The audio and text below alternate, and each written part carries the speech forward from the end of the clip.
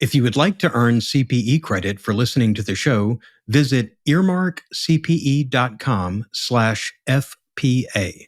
Download the app, take a short quiz, and get your CPE certificate. Finally, if you enjoy listening to FP&A today, please go to your podcast platform of choice, click the subscribe button, and leave a rating and review of the show. And now, on to the show. From data rails, this is FP&A Today. Welcome to FP&A Today. I'm your host, Glenn Hopper. Today on the show, we're joined by Rick Smith, a 5-time CFO who's helped companies move from startup chaos to growth stage structure. He's led finance teams in SaaS, healthcare, and digital services, guided multiple acquisitions, and now works as a fractional CFO, helping founders prepare for what's next. Rick is also the author of Demystifying the Role of the CFO in Venture and Growth Stage Companies, a grounded look at how finance leaders manage complexity, risk, and rapid change when there's no playbook to follow. His book is available on Amazon. We'll talk about what he's learned across those roles, what separates strong FP&A from reactive reporting, and how finance leaders can create clarity when everything around them is moving fast. Rick, welcome to the show. Thank you, Glenn. Thanks for having me. I'm really excited to talk to you today because I feel like, when we were talking before the show, I feel like we've been on very similar paths in more ways than one. So I'm looking forward to getting into all of that. But I guess for our audience, walk us through your background and experience and maybe like what early roles shaped how you lead finance today.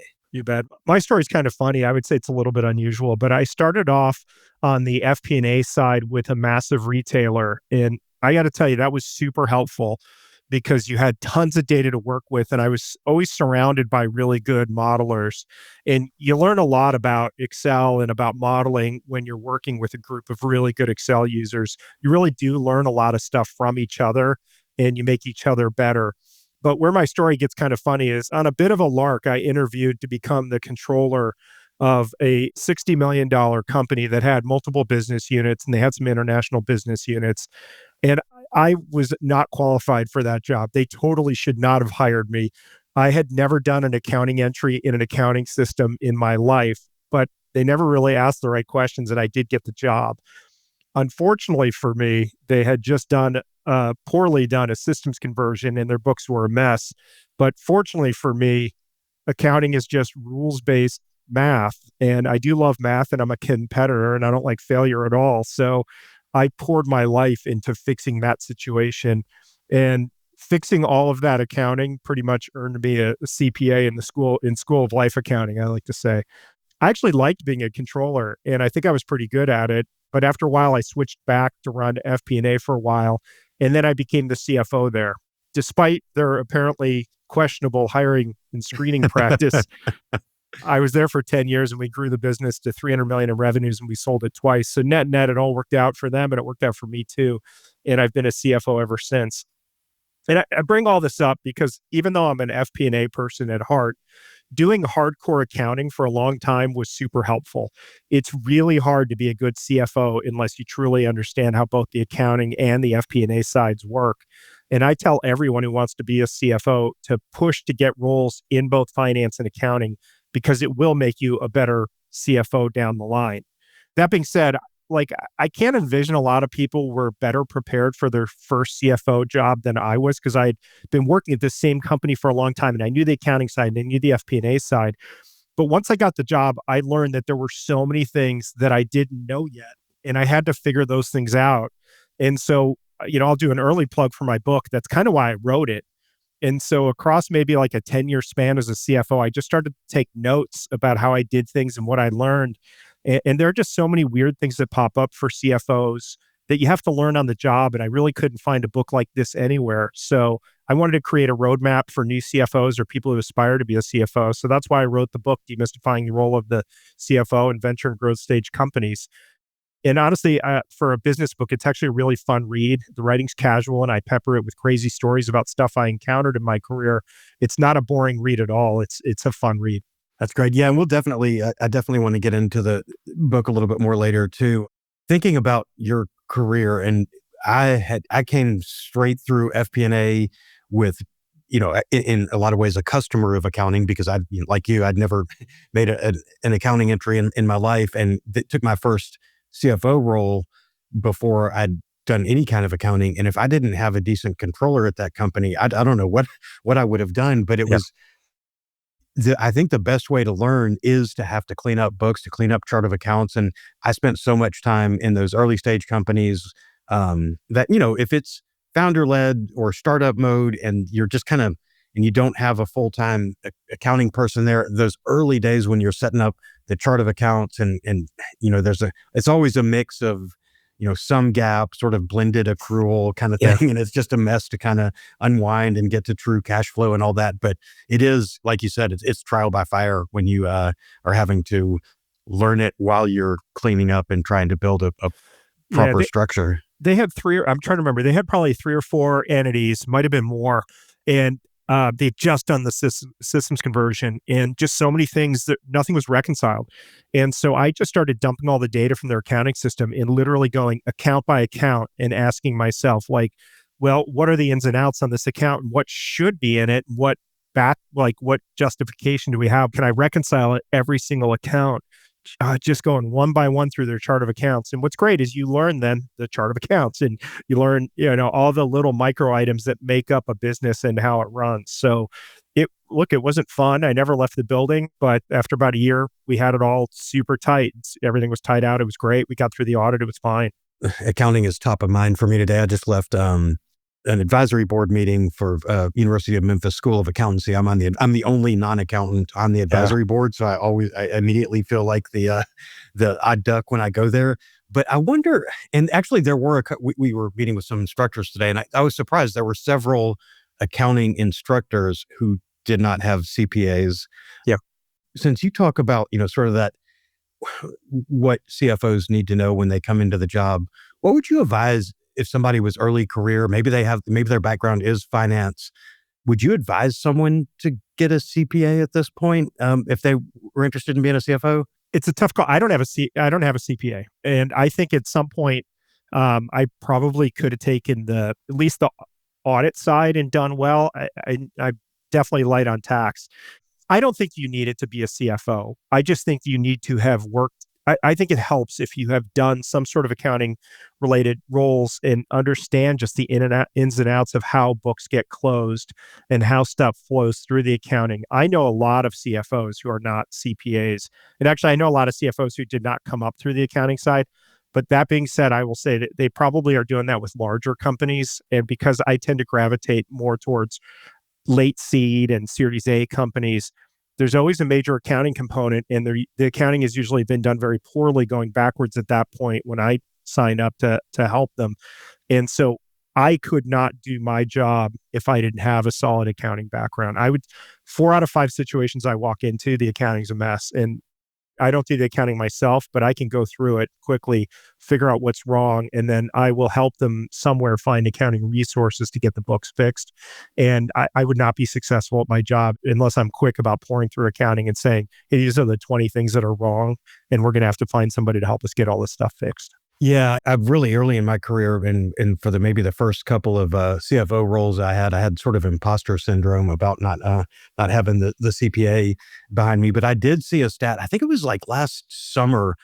It was something like 51% of CFOs had an MBA versus, and obviously you could have MBA and a CPA, but an MBA versus the CPA route. Yeah. And I think that's it. And the role is shifted, and especially with where you're focused, I think there is, I've heard the saying that controllers today are what CFOs were 20 years ago. Yeah. And in a startup, a lot of times you have to be both, or not maybe a little more in a growth company, you would have a controller as well. But with your background and with going through all that cleanup kind of early in your career and sort of understanding that stage, did you know then that kind of this growth company is where you wanted to be? What were the key turning points that pushed you in that direction? It really is funny because I went and got an MBA a long time ago. And when I was coming out of business school, I said to myself, I want to be the CFO of smaller to mid-sized companies.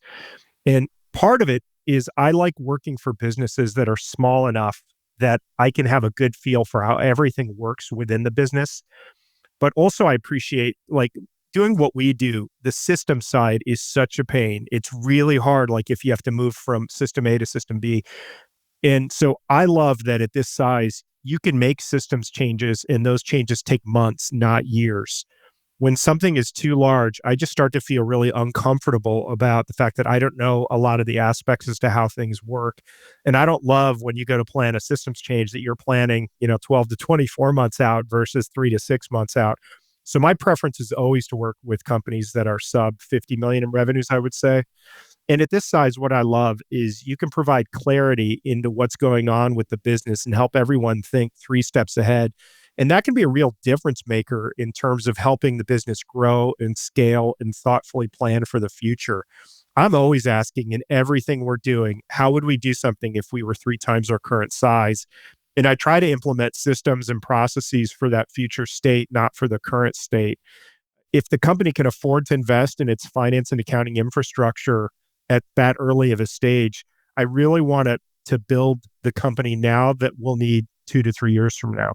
It's that building, right? I mean, it's different in that growth stage. You feel like you're bringing something into existence, Yep. where, large established company, it's kind of, just hold the course and make incremental changes and all that, right? So again, when I started off doing FP&A for that large retailer, every day I would come up with a new idea as to how to do stuff. And every day somebody would look at me and they'd be like, yeah, we just kind of want you to do things how they were done before. and that's when I literally said, this is not the right fit for me. I want to go to places where that creative side of me, I can be more of a dreamer and an artist in terms of envisioning what do we need to tell that story about what's going on within the business versus just doing it how it was done before. That didn't work for me at all. And is that mindset, is that the same thing that led you, okay, I like growth stage companies, but I also like to be in a bunch of them, or, the idea of going to the fractional work, but instead of just staying inside at one company? Yeah, a little bit. I mean, I have an attention span where I think I can do a lot of things at once. And I enjoy it. For me, just intellectually, I enjoy working with a lot of companies at the same time. But I decided to shift into fractional work because when I was CFO of some, mid-size growth equity firms, when we would go to do acquisitions, I was always really surprised at how many companies we bought weren't able, in my opinion, to maximize their sale value in the process because they showed up just looking small-timey in the process.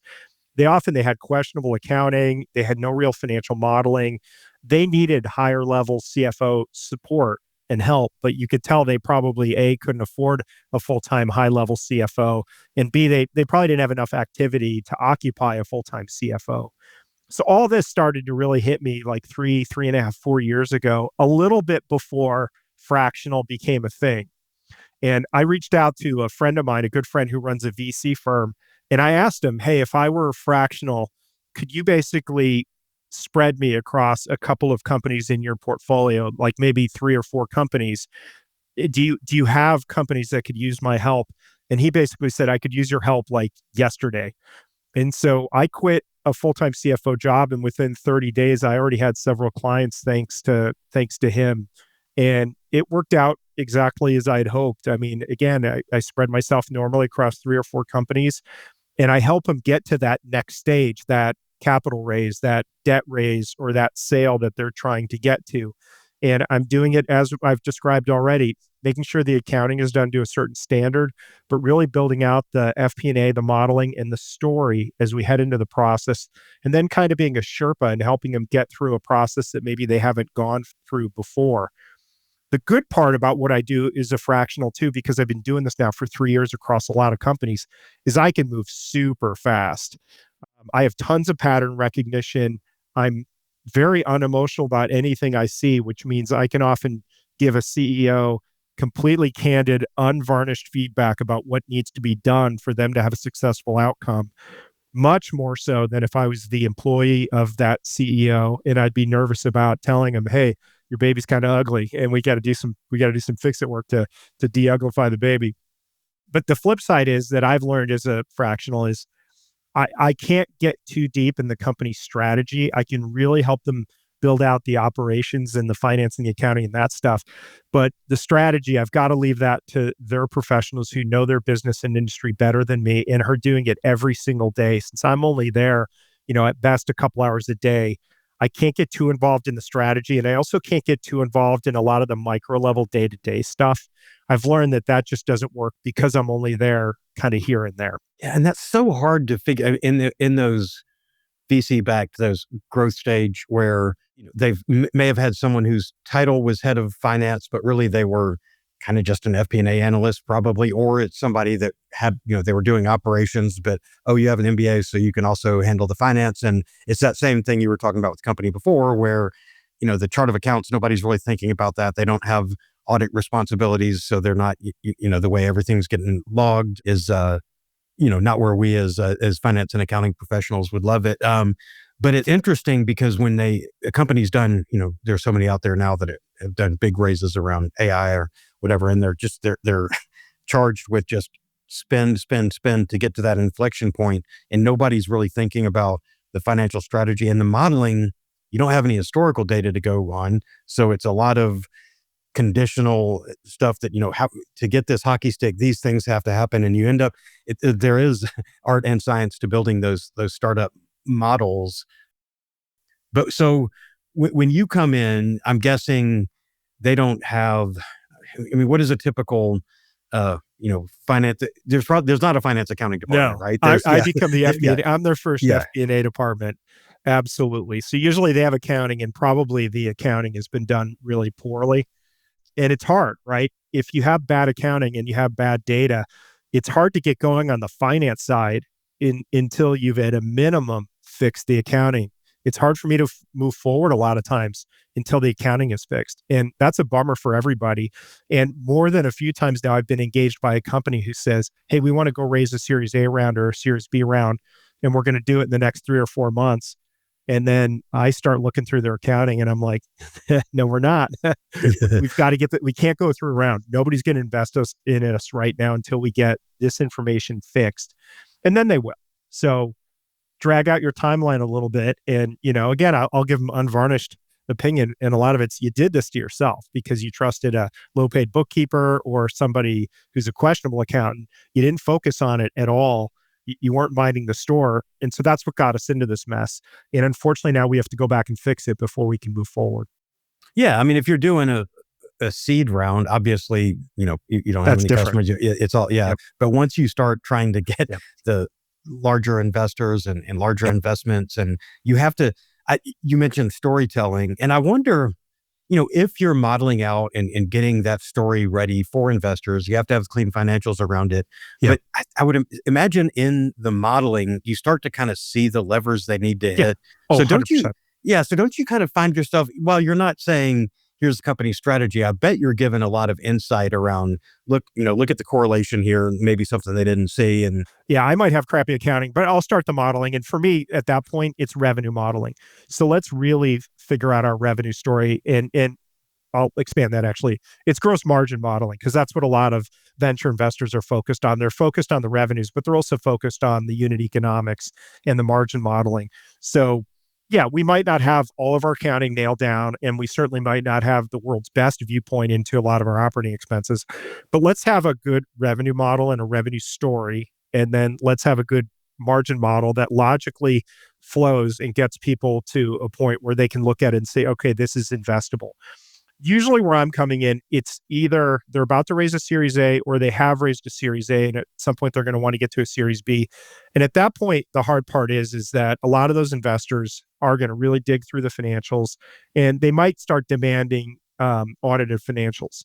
And so a lot of times what I'll say is, fine, bring me in and we will figure this out. You just got to be patient. We'll get you to audit it. We'll either get you to audited financials or get you to financials that could be audited, but you might choose to not do an audit, which is actually something I often advise. We'll get it to a high enough standard, but we don't need to get it audited. This business is not that complicated. There's no point to it. And so that's usually what I'll try to sell them on, and then we'll march in that direction. I hate to keep going back to the accounting, but it's hard to build that story and know all of your metrics and your economics if at a base level your accounting is junk. So to me, that is kind of table stakes. We've got to fix that first before we can move forward. Yeah. It's funny that you mentioned, get them ready to be audited, but unless required, don't have them go through an audit.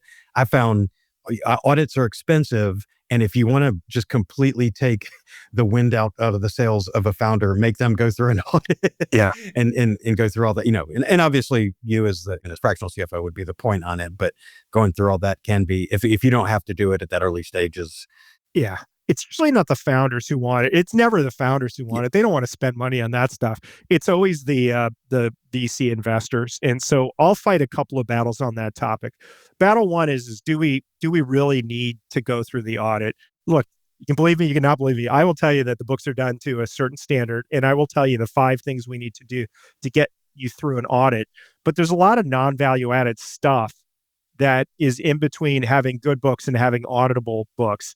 Suddenly you have to book a lot of stuff like, non-cash stuff like stock comp expenses, deferred taxes, things like that don't do anything really for you. They don't move the needle at all, but you're suddenly going to have to do that. And you're going to have a bunch of memos drawn up, and some of that stuff might be expensive. So we can get the books to a really good standard, not go through an audit, and everybody still should feel pretty good about where we're at. So that's battle one. If I lose that battle, which I might, then it's okay, we'll go through an audit, but can we not use a really expensive Big Four firm? And I fight this battle all day long because I've never had a buyer of a company say, well, we were going to value it X, but we're only going to pay 80% of X because you used a regional firm instead of somebody else.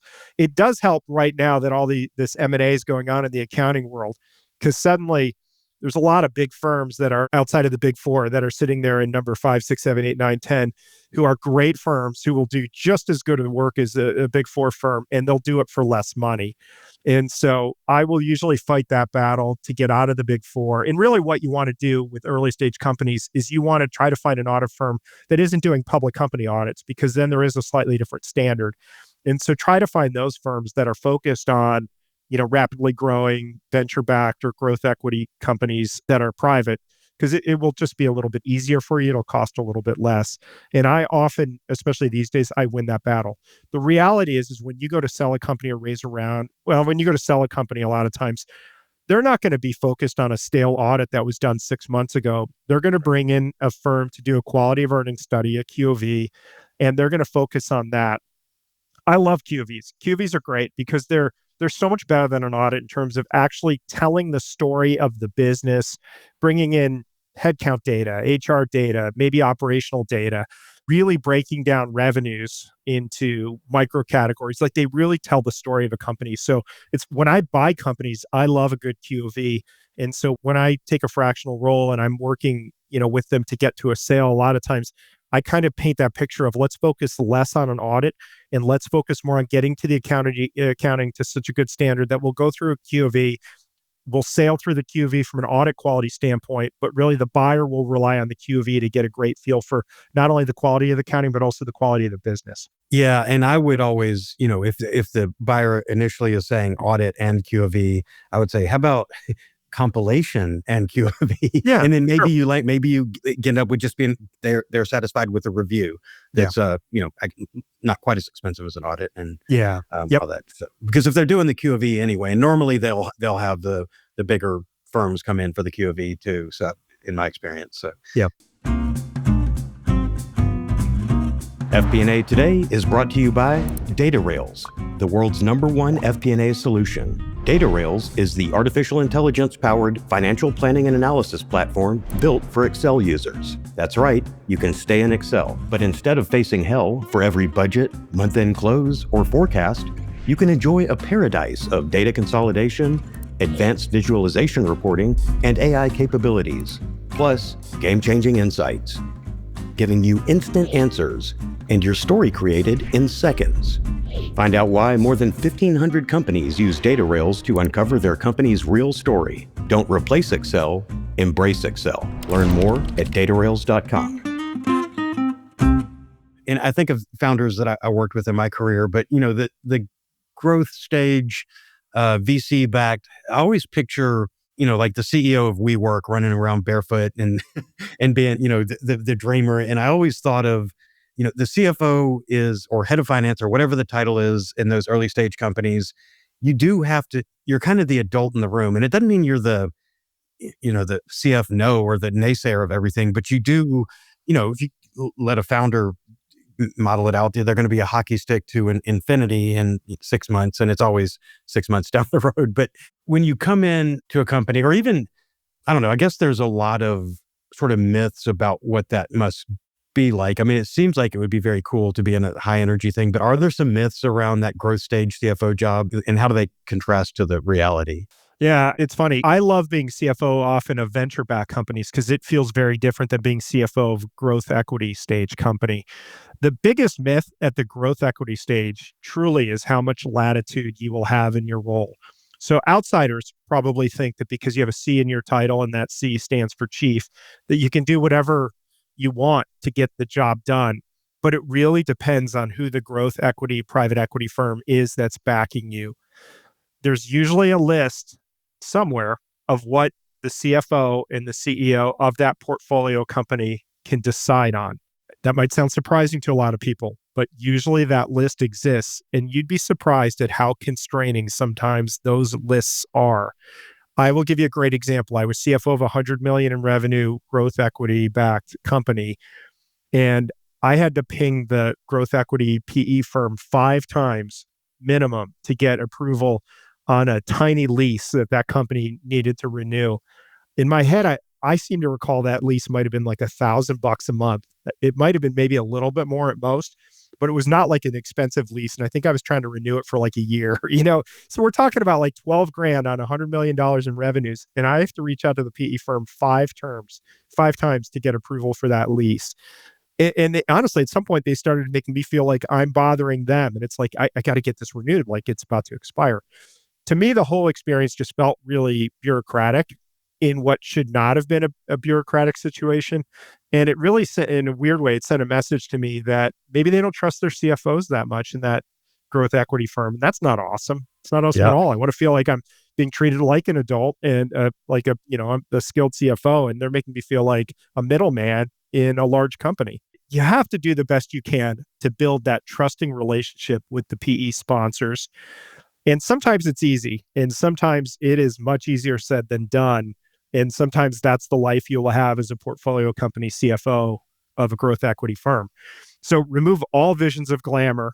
And, you may find yourself feeling like a middleman, kind of sending stuff over to them to get their approval and then pinging them a few times, and then maybe they'll eventually get back to you. And I was CFO of a large public company. I was CFO of a division of a large public company. And that's kind of how it felt, and that's not great. That's not what you envision when you're CFO at this level. And that is a reality I think that nobody talks about. It's also why I strongly prefer working with VC-backed companies. They appreciate you're there. They trust in you. They aren't questioning stuff like a tiny lease renewal. And they're valuing you and they know that you're there to help. And so that's one of the reasons I've gravitated down market versus maybe something that sounds more glamorous, being a CFO of a much larger company. I would just prefer to be CFO of something smaller and not have to deal with bureaucracy. Yeah, that makes sense. It is funny, having worked in both PE and VC-backed space. The VC is just such a different, because I was early, in seed round, even on a couple of the places where I was just, early head of finance kind of role. But, they're taking so many moonshots and they're kind of gambling on the management team. So they tend to trust the team more because you don't have the numbers, whereas PE is trying to squeeze out every nickel of the numbers to maximize the value there. And I guess, I don't know, I mean, as much as that could drive you crazy, and with the weird spending and sort of bureaucratic stuff you have to go through, I did find that actually for both of them, early in my career, as a CFO, made me a better, because when you're at that small a company, it's not like you have much of a team. So it actually made me a much better modeler, and it made me lean way more into statistics and even machine learning. In a decade ago when it was first out, and we doing web businesses where you had a lot more data. It was almost like a finishing school for the MBA and finance degree, I guess, but not always the most fun, I guess. Yeah. going through that, especially the bureaucracy, the modeling and the requirements they had on the analysis side. It's like, okay, I get it. That makes sense. And it actually, that helps you if you're getting that sort of steady pressure from the PE firm, that helps you in M&A, right? I mean, because due diligence is like, oh, we've already got that. We've done that. And when you have the financials cleaned up and you've practiced the storytelling and kind of know where everything's buried. It's funny the way you just described it, because a lot of times I describe it very similarly. I'll say the VCs are investing in your business because they believe in the idea and the management team. But a lot of times when the growth equity guys show up, they believe in the idea, but they're questioning the management team a lot. Yep. I don't mind the questioning. In doing so, they're making sure that you know the business and you know the ins and outs and the micro areas of your business. I don't love the bureaucracy. Like, I don't have a lot of time either, and I have a lot of stuff to accomplish. And if I have to go back to you 3 or 4 times for something, then you're not helping in this process. You're hurting in the process. And if it's something small and immaterial, it makes me feel like you don't trust me. And again, then I start asking, why am I here? What am I doing here? Yep, makes complete sense. When you come into a new company, is there, you've done this a lot. I feel like there's got to be a playbook, like what you're going to get. But what's the most common finance problem you find, and how do you diagnose it early on, and what does that look like? It's so unfortunate at the level I deal with, but because I'm usually late seed or early A, unfortunately, probably 4 out of 5 new clients of mine have significant accounting corrections that need to be done. I hate to keep going back to the accounting, but it's the world I live in. And it's such a bummer to me because doing quality accounting when you're small is not hard. I mean, there's just not that much there. And a lot of these companies, as you said earlier, in the seed and maybe Series A stages, they're keeping their books more on a cash basis or a selectively accrual basis. I want to coin the word kind of cruel because it's kind of cruel, but they often are. And then some of them outsource their accounting, which has some pluses, but it has a lot of minuses, especially once you get to a Series A or Series B. You're probably going to have to bring that in-house. And when you go to do a Series B round or take on venture debt or sell, the company is going to be required to do audit quality books. And from what I've seen, the third party, like outsourced accounting firms, probably aren't going to be able to get you there. And so at some point, you do have to bring it in-house and build that out. An outsider might hear everything I'm saying and look at it and say, well, you should automate this and automate that. And I don't disagree with that at all, but it's hard to automate until your current situation is fixed and everything's tied out. It's really hard to move forward with anything until you get the books to a certain level of quality. A first-time audit for a company who is starting with super questionable books, it's a heavy lift. Fixing all this is non-value added. It takes up a lot of time. It's a distraction. It costs a lot of money. So, kids at home, if you're listening, do accounting right from the start. It's not that hard, and it's going to pay off in the long run. You got to figure out who are some competent people or competent third parties to help you with this. But don't just focus on the business itself. You've got to focus on building out a little bit of a back office that has some level of quality to it. So I'll go straight to dork territory to answer your question. With all of my clients, the first thing I do is I ask them for monthly trial balances going back a few years, a current payroll register listing out all of the employees, the titles, the departments, and their comp, and then any operational metrics you have. And I will quickly build out 3-statement financials. I will comb through the payroll register to better understand who is doing what. And when you're doing all this stuff and you're going through the trial balances in an accounting system line by line, you can learn a lot about the underpinnings of a business and how it works. And you can also tell if the data is architected in a helpful or unhelpful way for driving insights. And if the quality of the accounting is any good, it's pretty easy to go through trial balances and start to say, hey, why does that balance sheet item never change? That's not good. Something's wrong there. Nobody's paying attention to that. All of this to me is super valuable because if the data isn't architected well, you're going to have to fix that going forward so you can gain insights from the accounting data. And if the quality of books is poor, you're probably going to have to ask yourself some questions about the staff and if you need to do some upgrading there. Then if you layer into the accounting data and the payroll system data, whatever available operational data they have, you can learn a lot about a business very quickly. And so often when I start to do this, and this is like with my clients, this is like week 1 and week 2, this will probably become the beginning of the financial model that I'll build for the business that we will use to manage everything off of on a go-forward basis.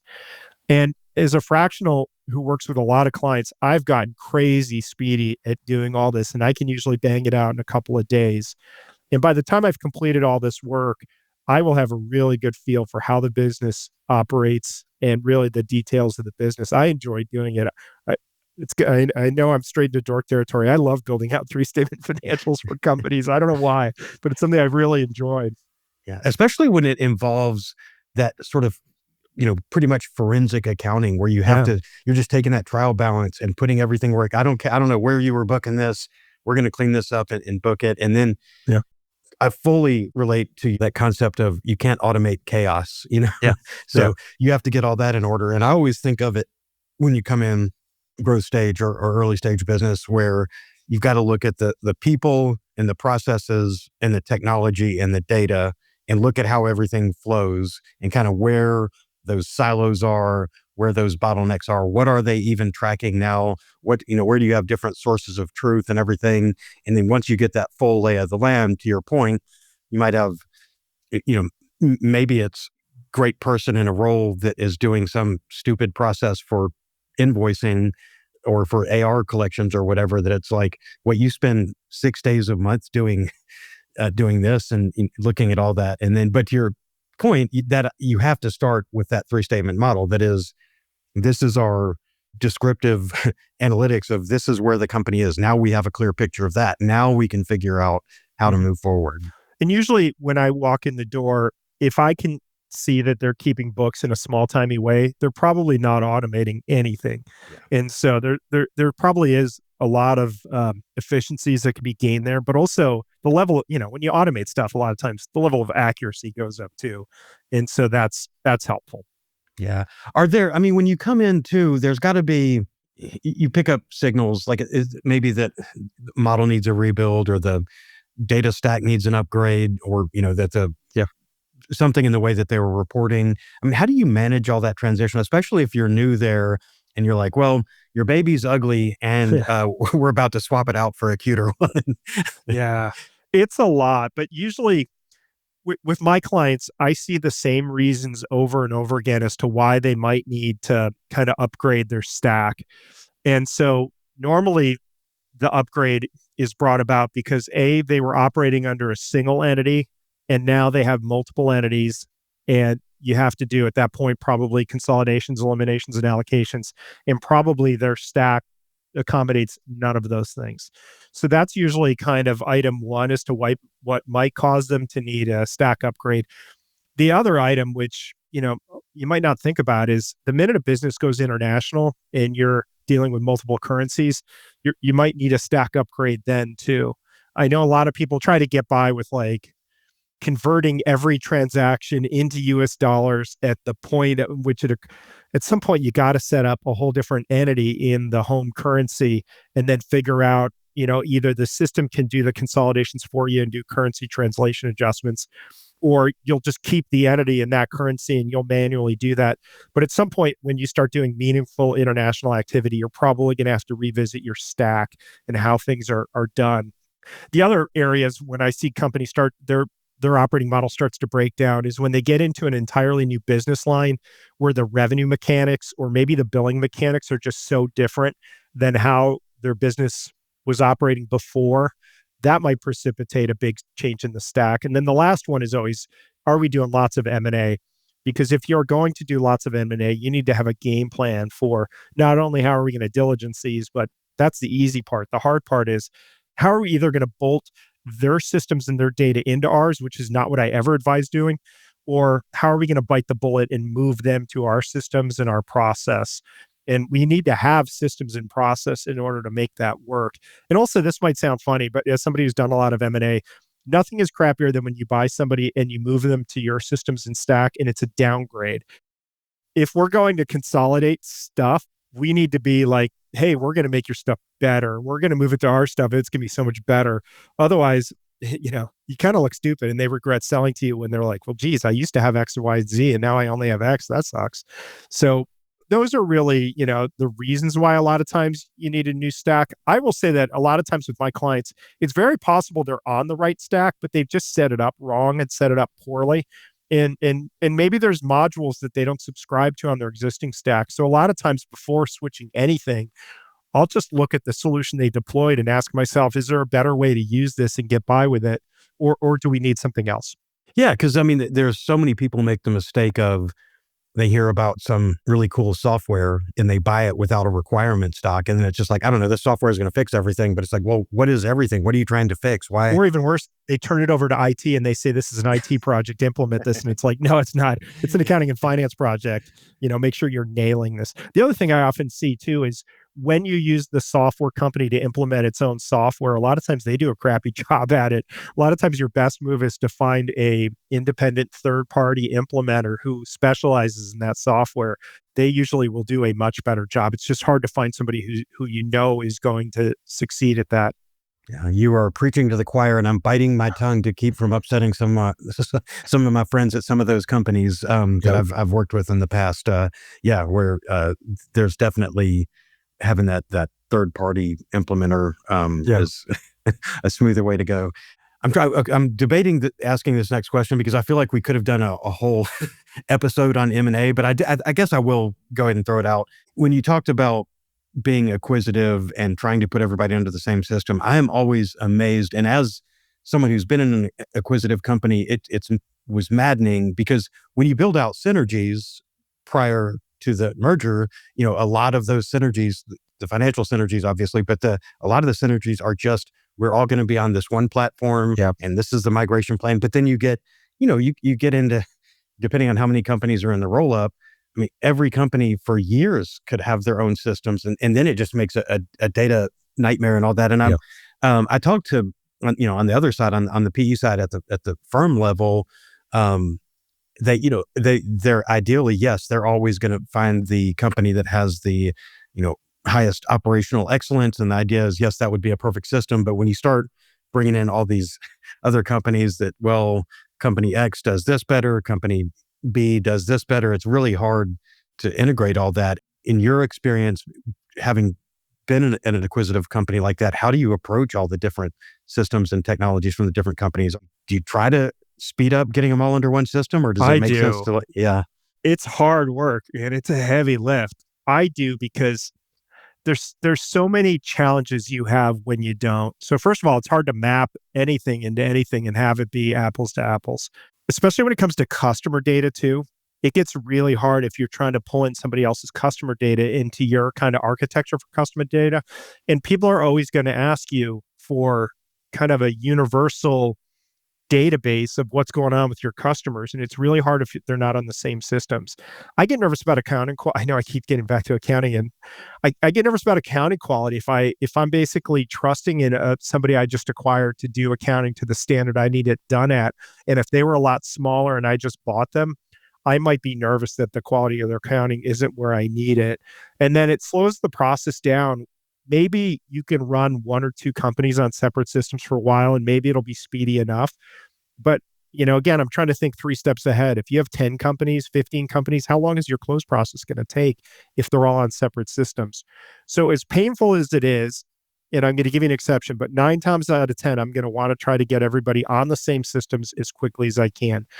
The exception might be, which we talked about a little bit earlier, and that is if their revenue model is just so different than what our systems can handle, and maybe they're on specialized software that helps deal with that, then I can understand not trying to agglomerate them into our system. I've had this happen a few times where I've bought something and I've looked at just their business model and I've said, there's a reason they're on that software. It supports their industry, and ours will be a downgrade for them, and we can't have that. So fine, in this case, we're going to make it an exception. We'll let them live on what they were on. But 9 times out of 10, my best move, and it's painful, is to get them on my system as quickly as I can. Also, by the way, you just bought somebody. They might be nervous about their jobs, and they could be probably looking for something else the minute you bought them. And, a lot of times I'm buying stuff that's not that big. And so if a controller disappeared or if somebody else disappeared, the next day I have a personnel problem on my hands at a business that might be far away from mine, at a business that I don't even know that well. So the sooner I can get them on my systems and process, the safer I am from that kind of turnover. Yeah, really good point. All right, I've got three more areas I want to hit, and I gotta be mindful of time here. And I figured I had so many questions for you, and I felt like we would get to this kind of pick and choose mode. So I want to talk a little bit about board communication, about CFO working with FP&A, but I also, just because I know you've spent a lot of time here, I think I want to talk a little bit about storytelling and data, and just because you and I have so much commonality here in what we've done from your standpoint on the sell side, what should the FP&A team have ready, when they say, okay, we're looking for a raise or looking to sell? What do you do for advanced planning that gets you ready for the due diligence around that? And who owns what at that point?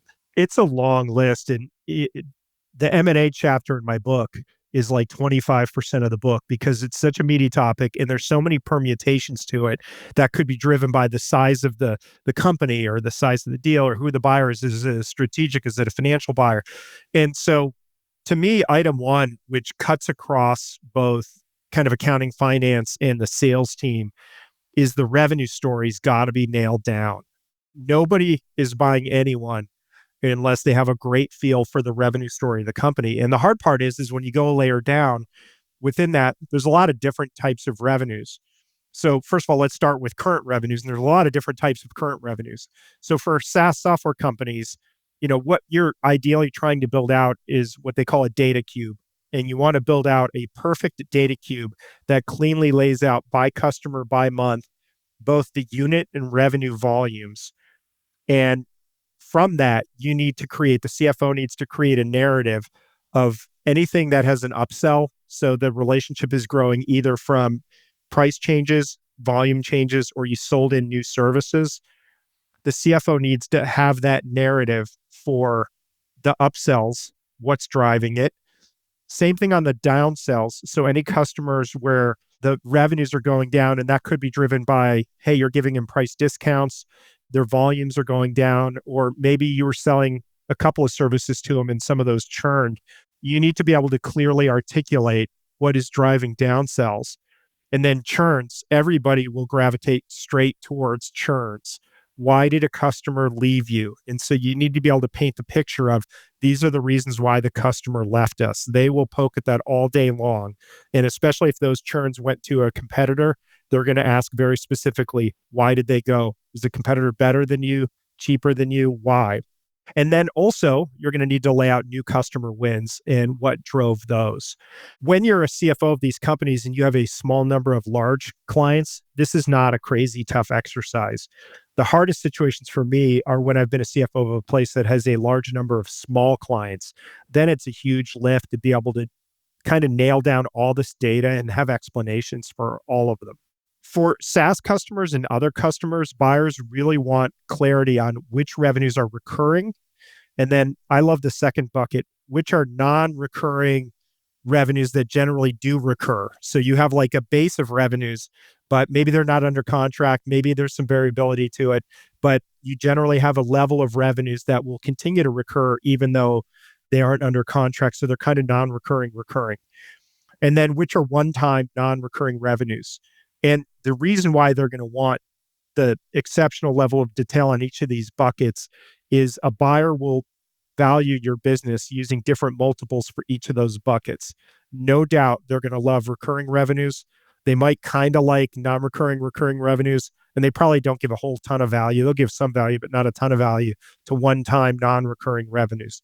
And so nailing down that revenue story in detail and being able to articulate what's going on in every one of those buckets is important. So then they're going to go to the next important bucket, and that is your sales pipeline, your forecasted new revenues. And they're going to poke hard at that pipeline, and they're going to look backwards at historical pipelines to see if the new client win rates that you're using to forecast your go-forward revenues are consistent with what has historically occurred. And along with this, they're going to want to ask a lot about your company's sales motion, the number of salespeople, what is the comp structure for those salespeople? Do they have quotas? What is their typical quota attainment? A lot of this will fall more towards the sales organization to prepare, but the CFO's got to really pull it all together and make sure it's accurate in telling the story that we're going to tell. You should have all this stuff ready to go. For me, honestly, it's good hygiene for companies to kind of perpetually have all this stuff ready to go. But again, if you don't have it, get the sales team and maybe some other folks, they're going to have to start pulling that data from the accounting systems and probably the CRM systems. A few months into a process, I would make sure that my full financial model is ready to go, because whatever is in that financial model will be used to populate the raise decks or the sale decks. If you engage an investment banker, a lot of times they're going to want to build out a model and use that model. I actually advise against that. They don't know your business. They're going to come in and quickly throw something together. And you, the CFO, are going to have to be held accountable for every number in that model. And you don't even know the model that well. And these things can be really complicated. So I strongly prefer using my own model and building it out to a quality where the investment bank just says, hey, great, that model's perfect. Let's just use that. We're not even going to waste your time to build it out. If I were going to sell or do a really big raise, I would do a sell side QOE, quality earnings study, before the process from a reputable QOE provider. And these don't take long. I mean, if you're not that big, this is like 4 weeks, and they're not even that expensive unless you use a big name firm. Then they become very expensive. If you're a larger company, maybe a bigger growth equity firm, then maybe it's a 6 to 8 week process and a couple $100K. But otherwise, get it done. It's like an insurance policy. It'll build so much confidence in the process in your company. As I said earlier, investors and buyers, they love QOEs and they focus a lot more on those than a stale audit. And as I said earlier, it tells the story of the company. And so to me, a lot of times a good QOE will avert random issues coming up during the deal process that can derail a deal.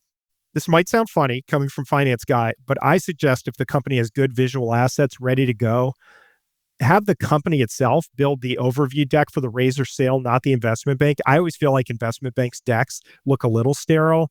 Like they have some nice visual assets to them, but a lot of times they're just kind of sterile. So I recommend doing that internally. And if you need to engage some really good graphic designers, go do it. But I always feel like those are better. This one surprises people, but the cap table is usually wrong somewhere on it. Make sure it is 100% tied out and you have documentation to support every single item on that cap table. 9 times out of 10, there is at least one item wrong on a cap table, and it might even be 99 times out of 100. So make sure it's fully tied out, buttoned up. And, sometimes legal owns the cap table. Sometimes the CFO owns it. So whoever you need to work with to get that done, get it done. Yeah, I thought about that so many times. Yeah. The cap table, like it's, 18 tabs in a spreadsheet that 3 fractional CFOs before have gone through and messed with it. And it's like, why didn't we just use one software to put all this in? Why are we doing this in Excel? And it's, I've never seen a clean cap table. No. And even when they're done in like a card or whatever, it's not that the software's wrong. It's just somebody inputted something wrong. Maybe they didn't do the vesting schedule right. A lot of times it's somebody in their offer letter was promised options, and for whatever reason, maybe even the board approved it, but it never made its way into Carta and into the cap table. I've seen so many different things that are just not right in a cap table. And at some point, you're going to have to rep to that cap table in a deal. And at some point, maybe some attorneys are going to go through it item by item and ask you for support. So make sure it's 100% tied out. Maybe let's lightning round the last couple of these. I really want to get to the what not many people know about you, section 2. So maybe lightning round the last couple tips, and then I want to spend some time talking about your other endeavors outside of CFO work. Yeah, I mean, people, as a part of setting up a data room, lay out the files and folders and have people start to populate them. But for me, your data room is important, and it shouldn't be a dumping ground. So anything in there should have strategic value in the deal. And you CFO control the data room, and don't use like a Google Drive or anything like that. Go pay some money and get a real data room where you can track who's looking at what. And maybe you can give different levels of access to different buyers. Go do that. IP is one I talk a lot to technology professionals about. If you are like a software company and you're using contractors or third parties to develop your software, that's a big deal. You need to make sure that you have all the documentation on anyone who ever was involved in the development that shows that you engage them on a work made for hire basis. Otherwise, somebody after the sale can come by and complain and say, hey, I own that software. You owe me a big chunk of the sale price. And then the last piece of the puzzle is I always try to set expectations for our CEO, because early on, there's always a rush of initial interest from large groups of people, 20 or 30 interested parties in buying you. And that CEO is getting super excited. And they're down at the Ferrari dealer, looking at cars. And I tell them that funnel is about to narrow super fast. So, dial down your expectations. The 20 to 30 interested parties 2 weeks from now, that might be 8 to 10. 2 weeks after that, it could be 2 or 3. 2 weeks after that, it might be 0 or 1. And you'll start to panic. So don't get enamored of the fact that so many people are initially looking at your stuff. A lot of times they're just curious. They want to see your numbers. They want to learn about your industry. They might even want to see if there's any competitors to yours that are they should be taking a look at. So never get too excited until the deal is literally done and the funds have been wired. Amen on that. I really wanted to get to this question because as someone who's interested in fiction writing and other projects outside of finance, I loved your story around this. So the normal question I ask people is, what is something not many people know about you? I'm not giving you that latitude. I want to hear about your fiction books. Yeah, I've always loved to write, for being a CFO, and, we always have the reputation of not being the most creative people in the world. Anyone who knows me knows that I've always been a really creative person and I love to write. And so before I wrote the business book, I wrote 2 different fiction novels. They're both available on Amazon and they're completely different from each other. They're really written in very different styles. The first one is a book called Sal in the Suburbs. It's a really funny and dark story about an 80s pop culture spewing mafioso who has to hide out in a wealthy suburb. And when he's there, he finds out that the people in the wealthy suburb are kind of more non-violently ruthless than the people he knew from his mafioso days. It's a really funny book, and it mines a lot of like 80s pop culture movies, TV shows, because Sal, that's how he is. That's what he grew up watching. And he talks a lot about, stuff from the 80s that he grew up watching as a child. My second book's totally different. It's a book called Stuck, and it's about a musician who was almost a successful musician 20 years prior based on an album that he recorded that was influenced by a childhood tragedy. Now, 20 years later, he's scraping by playing small bars and revisiting that childhood tragedy with every single gig that he plays because that was the album that the tragedy gave him. And doing that over such a long period of time, it really starts to cause him to descend into some serious depression over that childhood tragedy. And so the book is really about him coming to terms with that level of depression and trying to figure out how's he going to get out of it. It's a quick read, and if you like music and a good story, you'll enjoy this book. I tried to pull in a lot of different obscure music, but sometimes it talks about really well-known music. But part of his life is influenced by the music that he listens to. Super interesting. So I have to ask you, having written a business book and 2 fiction books, you probably have all kinds of ideas kicking around. What's book number 4 going to be? Are you going to go fiction again or back to business? Yeah, it's funny. I'm simultaneously writing 2. One of them is a fiction story. I have 3 kids, and because the books and the fiction novels I've written are a little bit serious, my kids have never been able to read anything I've written. And so I've started to write something that's a little more PG kind of rated. And I'm about 60 or 70 pages into it. It's a really fun story. And then I just started, we'll see if it goes anywhere. I'm trying to combine the 2.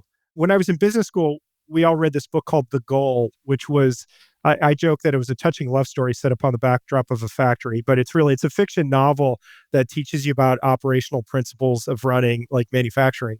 And so I'm trying to create a new segment called FinFic. It's financial fiction. It's a story about a company that's going through an M&A process and the personalities involved in the M&A process and how everything looks from their point of view.